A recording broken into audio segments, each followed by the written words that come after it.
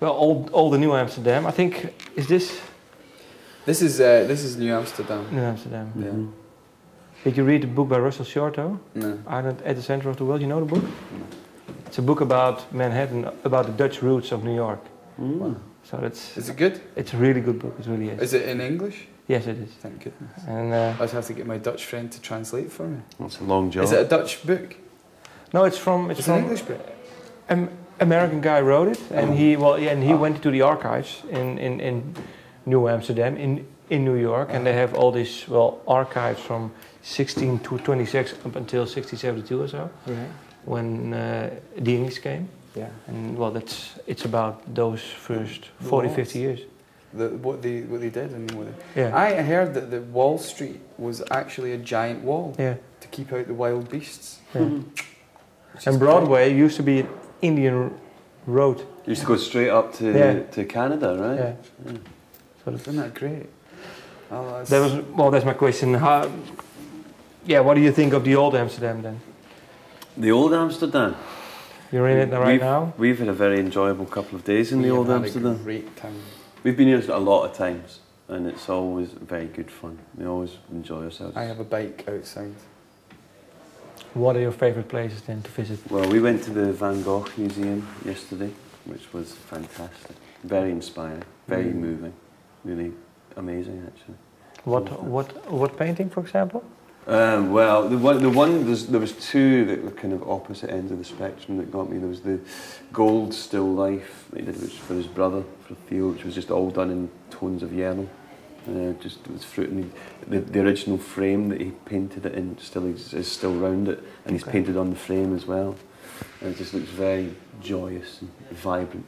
And then there's the one of the crows over the cornfield, which is like the opposite end of the spectrum. It's kind of still very bright and vibrant colours, but they have this kind of portent of dread, kind of foreboding, and it's you're just in both sides of his personality. This kind of the joy and the torment. I thought was fantastic. What places do you visit? I went to the Anne Frank Museum, the Anne Frank house, because I just recently read the book, and I wanted to go and see what it was like in the house, in the annex, and it was amazing. It was really cool, very small, quite crazy to think that. I think how many people? 1, 2, 3, 4, 5, 6, 7, 8. I think 8 people. Was it 8 people or 9? Yeah, 7 or 8. I don't know. Yeah. Yeah, well, definitely 8 then. 8 people lived in there. It's crazy, but and for such a long time. But yeah, it was good. It's quite a sad place. It's quite odd because there's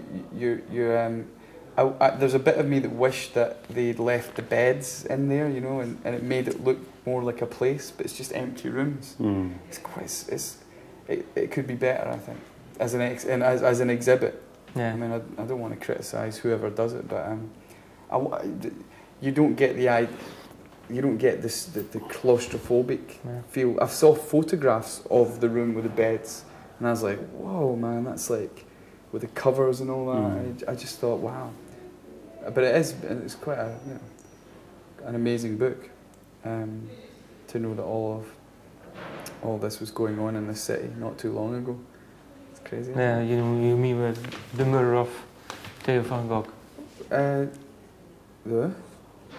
No, you were saying with everything was going on. Oh, you mean in the war? Okay. Now I was thinking maybe you were referring to 2004, the slaughter of the great nephew from. No. Okay. I was talking about. Okay. That yeah. Okay. Well, then I would like to go back to the early days of Travis now. Yeah. Just to have some certain questions, maybe you can answer them. Do you still speak to Nico Bolas? Yes. Because he has been very important to you. Very. I still talk to him in the emails, and because I've got a place in New York City, I sometimes see him for a coffee. And what does he think of this album? He hasn't heard this album yet.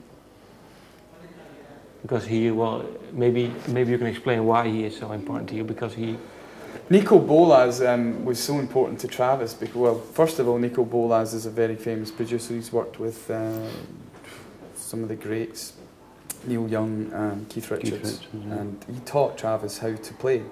He took us aside and taught us about what music is. Music's more about feeling. It's not about playing notes. It's not about what you play. It's about how you feel something.